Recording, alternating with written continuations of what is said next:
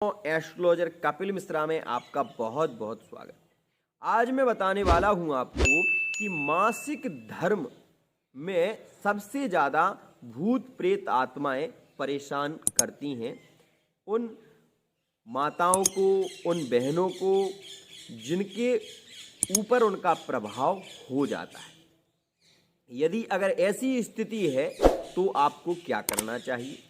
आप ये बात हमेशा ध्यान रखिए, जब भी मासिक धर्म होता है वह 28 दिन लगभग मासिक धर्म का समय होता है। और उसके अंतर्गत क्या होता है कि जब कहीं घूमने फिरने जाते हैं तो जो भूत प्रेत आत्माएं होती हैं, जैसे कि हमारे भागवत में भी एक पंक्ति आती है कि सर्वदगर्भा च या नारी, सर्वदगर्भा च या नारी।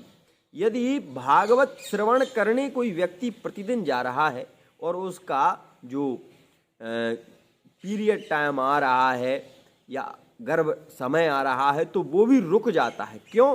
क्योंकि उस मंत्र के प्रभाव से ऐसा होता है। तो मित्रों, ये बात हमेशा ध्यान रखिए कि आज के समय में सबसे ज़्यादा तंत्र मंत्र का बोलबाला होता जा रहा है। और ऐसा भी देखा जाता है कि क्या है ना कि जलन व्यक्ति को मार देती है। किसी ने बहुत अच्छा लिखा भी है कि हर जख्म हर किसी को दिखाया ना करो, हर बात हर किसी को बताया ना करो, लोग मुट्ठी में नमक लिए फिरते हैं, हर जख्म हर किसी को दिखाया ना करो।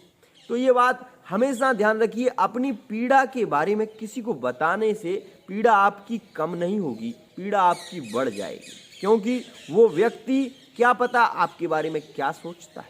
तो इस बात को हमेशा ध्यान रखिए। और मैं आपको एक बात बताऊं, क्योंकि आज की स्थिति में क्या होता जा रहा है कि जैसे पीरियड टाइम आता है और उसी समय कमर में ज़्यादा दर्द होता है, असहनीय। और कभी कभी किसी किसी के ऊपर प्रेत का साया हो जाता है या भूत का साया हो जाता है, तो उस व्यक्ति को रह रह कर दर्द होता है, असहनीय। और उस दर्द को वो सहन भी नहीं कर पाती, लेकिन मजबूरन उसे उस दर्द से गुजरना पड़ता है। अगर ऐसी स्थिति हो रही है तो कुछ विशेष बातें मैं आपको बता रहा हूँ, उसको आप नोट कर लीजिए। ऐसा आपके साथ कभी नहीं होगा। आपको क्या करना चाहिए, आपको उस समय में सबसे बड़ी बात एक ध्यान रखना चाहिए कि उतना जो समय आपका 5 दिन का, जो 7 दिन का आपका समय रहने वाला है, उस समय में आप कपूर और माचिस अपने तकिए के नीचे अवश्य ही रखिए। साथ ही साथ आप लासन जो होता है, लासन की पोथी ले आएं। लासन की पोथी, पीली सरसों, और पीली सरसों में आप थोड़ा सा, पीली सरसों के अंदर थोड़ा सा एक जायफल रख लीजिए। जायफल बाजार में मिल जाता है, जायफल को ले आएं। इन तीनों को लाल कपड़े में बांधकर अपने बेड पर बांध लीजिए। आप ये देखेंगे कि आपको जो पीड़ा पहले होती थी उस पीड़ा से आपको मुक्ति मिलेगी।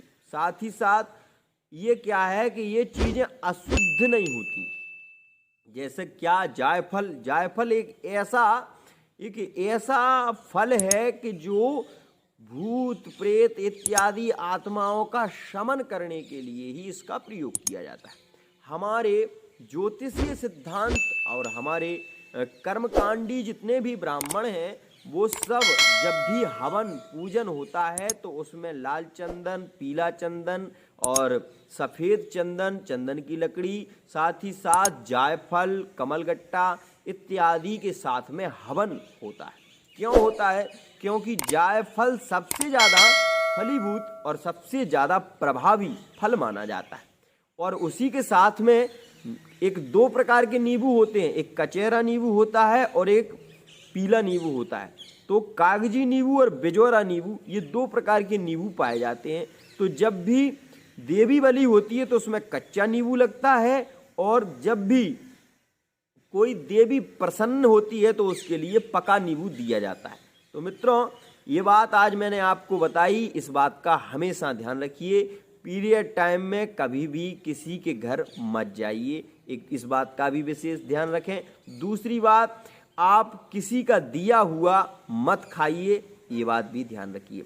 यदि आपका सर भारी रहता है तो एक लौंग डाल के तांबे के पात्र में अपने सर के ऊपर से 7 बार उछाल के महामंत्र राम नाम मंत्र भी ले सकते हैं, या फिर ओम ऐं ह्रीं क्लीं चामुंडाई विच्चे, इस मंत्र को कोई व्यक्ति जानकार है तो वो लेकर 7 बार उछाल के और उस जल को किसी अच्छे स्थान पर प्रवाहित कर देता है तो ऐसी समस्याएं नहीं होती हैं। आज के लिए इतना ही। आशा करता हूं कि ये वीडियो आपको बहुत पसंद आएगा। इसी के साथ वाणी को विराम।